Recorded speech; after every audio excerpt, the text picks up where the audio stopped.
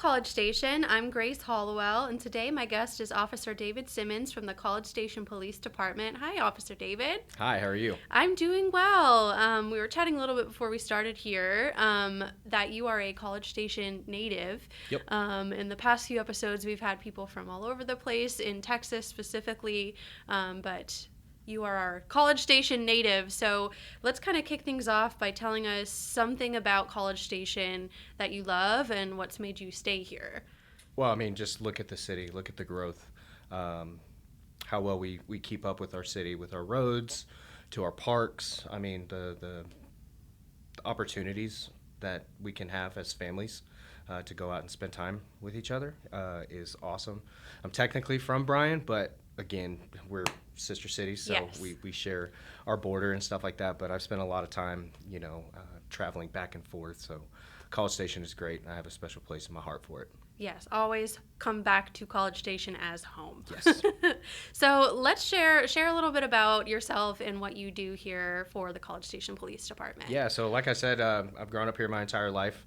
I started my career back in 2017, so I've been here for 8 years now. Kind of started late in the game. I was kind of in my late 20s, and I really just wanted to serve. Things within our nation were happening, and I'd always wanted to be a cop. Just didn't know if it was the right fit for me. A lot of prayer, a lot of thinking about it, and like I said, with things that were going on in the nation, I finally was able to get my foot in the door. College Station was the first agency and only agency that I applied for, and they took a chance on me, and now I'm here, representing my department in a different light as the PIO. So it's pretty awesome, I could say. Yes. So let's, for our residents that don't know what PIO is, I know you and I do. Right. Being in the local government world, what is a PIO and what do they do to serve the community? Yeah, so PIO stands for Public Information Officer. So my job essentially is to get information out to our community. I'm also a liaison to our media reps, so like KBTX News, the Eagle, WTAW, even all the way up to national news as well, just in case, in the event that it's a major event. So I handle that role where I'm constantly going out to scenes, critical scenes, to speak to the media, let them know, hey, this is the incident that we're working. This is how you can help us by getting this information out to our community, because our community deserves to know what we're doing. I also handle our social media pages. So we have a X account. It's not very active, but we also have a Facebook account and an Instagram account. So very active on those, constantly creating content that I truly believe represents not only our department, but represents our city as well. So people can see literally, like I said, what we do on a day-to-day basis. Right, and that can look very different day to day. I'm sure some days are busier than others. Some days, we had animal control not too long ago. Like they said, their days are very different as well. But if you could kind of describe a typical day in the life of a College Station police officer, how would that go? That's a tough one. Like you said, it could change at any minute. And I think that's kind of what draws people into law enforcement or being a first responder, is that it could be, I don't want to say the word, but I'm going to say it, quiet, right? That's kind of a cursed word in our field, but it could be quiet at one point, and then it just, everything breaks off and we've got to go. But, right. Typically for a patrol officer, their day starts with checking out a vehicle, getting their uniform prepped and ready, all their equipment prepped and ready, a shift briefing that sergeant or the corporal will stand in front of the shift, go over all of the things that they need to know or be on the lookout for certain criminals, vehicles, things like that. They might go over some roll call trainings where it's case law studies, or hey, we could do better on this incident or something like that. Then they hit the streets, and for either 12 hours or 10 hours, which is their shift time. So a morning shift or a day shift and a night shift are 12-hour shifts, and our evening shift is a 10-hour shift. But they'll go hit the streets. They'll run traffic stops. They're going to respond to calls for service, and that could be, anything that a cat stuck in a tree, right? You think that fire department's going to go to that. They might call us, Right. if an animal control officer is not on duty. You know, and typically we're just out there helping people, really Yeah. just helping them kind of deal with whatever problem that they are currently going through. We're going to try and help them through it. So yeah. Yes, you guys are there to serve. Mm-hmm. What is something that is kind of a misconception that people have about either police officers in general or the College Station police officers? What is something that they would be surprised to know about what you do? You know, two things kind of stick in mind. We were kind of talking about it earlier. Is that like our traffic enforcement, right? When you get pulled over and you get a speeding ticket, or like our city ordinance right now, a lot of people don't understand it, but it's a hands-free, so it means your cell phone needs to be out of your hand and put away. You don't need to be on it at all while you're driving. People think that it's a money grab. It's we're just trying to get revenue for the department. That's not it. It is all about safety. We want people to be safe when they're on our roads, and we have tons of accidents that happen. That's why we have an entire traffic enforcement unit. That's why we have a accident reconstruction team, because we do have tons of fatality accidents, as well as serious bodily injury crashes. We talked about the one over the weekend, and that one was really bad. But then the other part is, let's talk about Northgate officers. Yes. So a lot of the college kids, or patrons that come out to Northgate, you know, they kind of believe that we're supposed to be just out there to let them have fun. And there's a time and a place to have too much fun, right? We see too many people that are partaking way too much in alcohol. Right.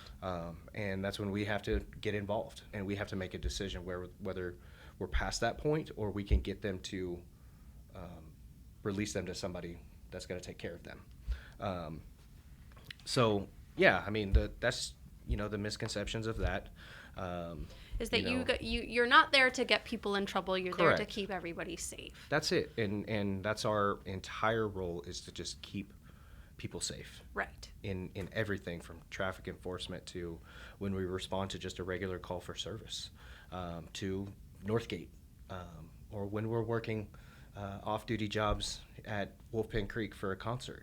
It's to keep people safe. It's our presence is there, so that way people know that if there is a problem, we're going to come in and we're going to handle it, and we're going to handle it professionally.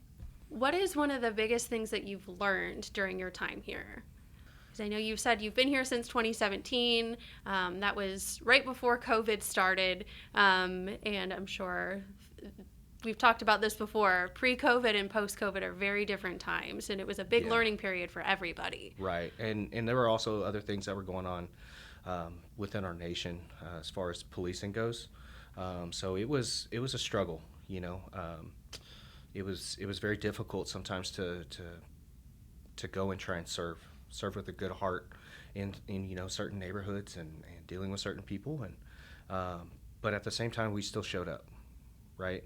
I think everybody had to learn, everybody had to adjust the way that they police, the way that they interact with our community, and we all adjusted. And I mean, I can't say I've ever seen anybody be disrespectful towards a community member. It's my time here. Yeah. Like we said, you're there to help keep people safe and help serve people. You're not there to get people in trouble. That is not your goal. The goal is safety and serving our community. Correct. And that kind of goes into what we're talking about today, are some summer safety tips.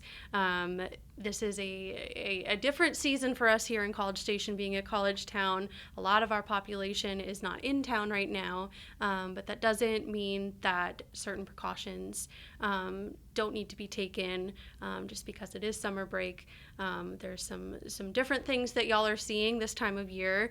So let's kind of start off by, what are the most common crime trends that you see this time of year? So right now, I think we've kind of been seeing a lot of vehicle burglaries, and so that's why we preface and we try to put out as much as possible on, like for me, when I put it out on social media, I'm trying to harp, please lock your vehicles, take your valuables inside. Whenever our officers are going and responding to certain calls for this. It's a friendly reminder. Hey, this is why it is important. Just yesterday, we took a stolen vehicle report where somebody left their keys inside their car overnight, Oh no. and there was also a firearm inside the car. This is why, again, we preach: don't Yes. leave that stuff in your car. Make sure it's locked. The Yes. 9 p.m. routine is the best thing that you can do if that's the way your work schedule is and stuff like that, and you're about to go to bed. Just lock your car. It's just Yeah. it's an easy habit to do. Yeah, and the firearm thing is something that most people, I don't know if they would think of as, oh, nobody's going to take my gun. But I know we've had officers in the past from the Community Enhancement Unit talk to residents, especially during hunting season, if you're loading up your car with your gear so you don't have to do it first thing in the morning.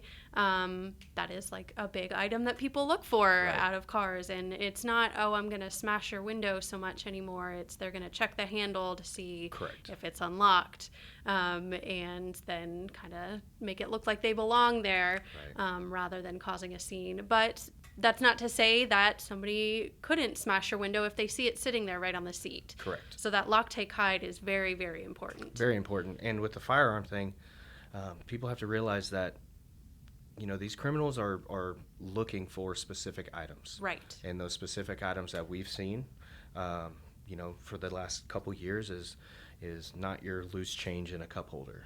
It's identifying information, credit cards, and firearms. And electronics. And some electronics, yeah. But the firearm thing is those criminals are going to use them in other crimes. Right. We've seen it, right? When you get your vehicle stolen, they're going to use it to commit other crimes, more burglaries and things like that. So the best way for you to prevent yourself from being victimized by these criminals is to follow that lock, take, hide. And then the other thing we briefly mentioned is some traffic violations that are occurring, and we've seen a little uptick in speeding, which are resulting in crashes, as well as driving while intoxicated. Correct. Let's talk about why it is so important to, one, go the speed limit, and two, never drive while you're intoxicated. Well, the whole speed limit thing, I mean, those speed limits are whenever they're constructing a road or doing road studies and things like that, they're specifically studying that and making those posted speed limits because, whether it be a residential area or right out here on Texas Avenue, you have to be able to have a safe distance to stop, right? And if a car pulls out in front of you, you're not going to have ample amount of time to apply the brakes and stop. And that force is going to be pretty impactful. So just follow the speed limit. It's super simple. Yes. People are in such a hurry now to get wherever.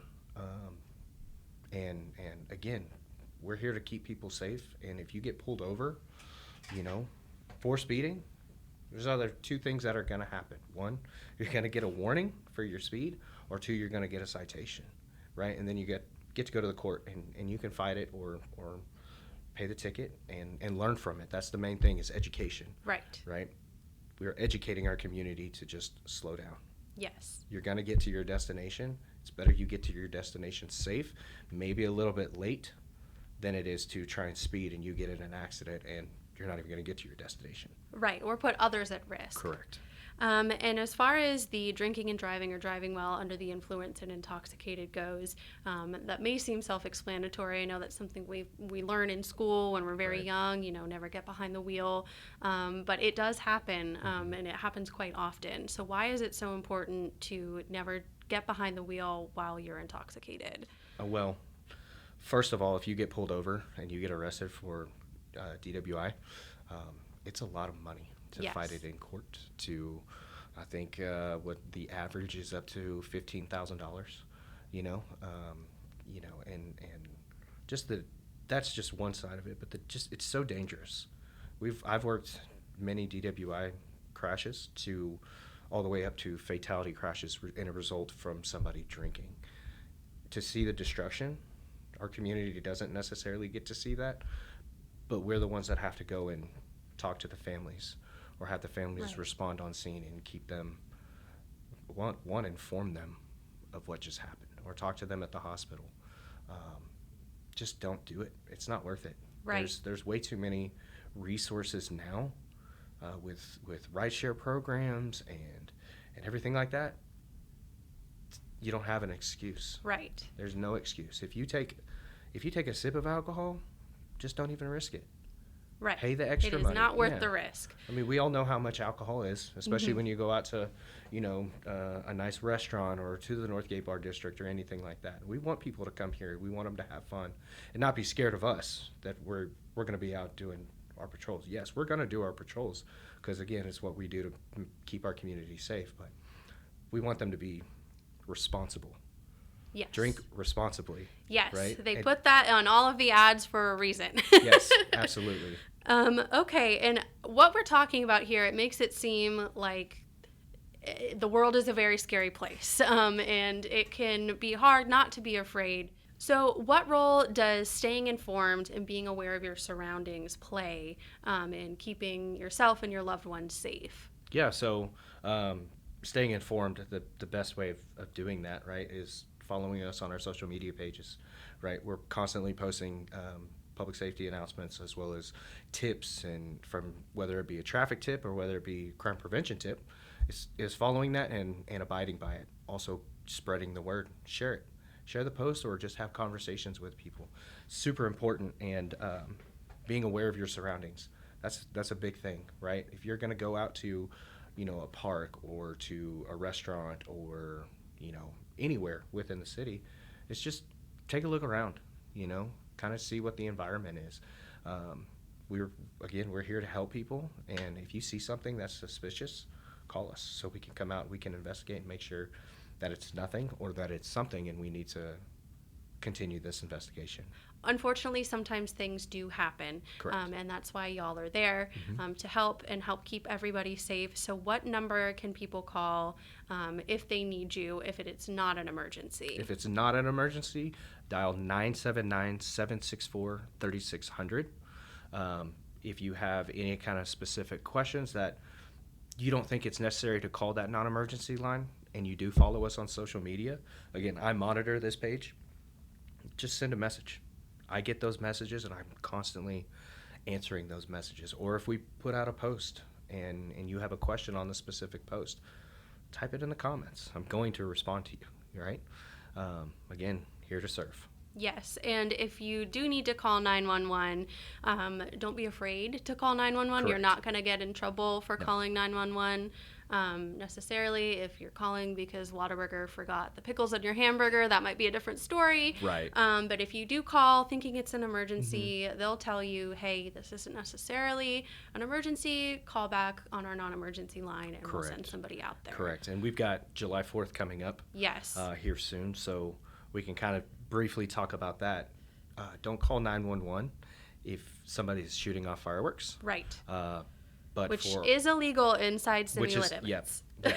So if you are caught doing it, be expecting a citation. There's a specific reason why, and our dispatchers also received numerous calls that night, and probably the night before and the night after. Right. Of multiple calls where the person calling believes that it's gunshots, which obviously we're going to respond to, but kind of understanding the difference between what a firework sounds like to what a gunshot is. People can educate themselves a little bit. If you're not around guns, it's okay. You can call 911. Like I said, you're not going to get in trouble. That if you abuse 911, yes, you'll get in trouble. If you call constantly over and over and over and over again, you'll get in trouble, but you're not going to get in trouble. Again, we're here to help you. Those dispatchers do a phenomenal job.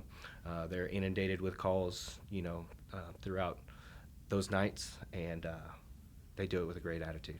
I know you mentioned there is a reason why it is illegal to shoot off fireworks. What is that reason for people that don't know? Well, I mean, one, it's a complete inconvenience and distraction, and the noise.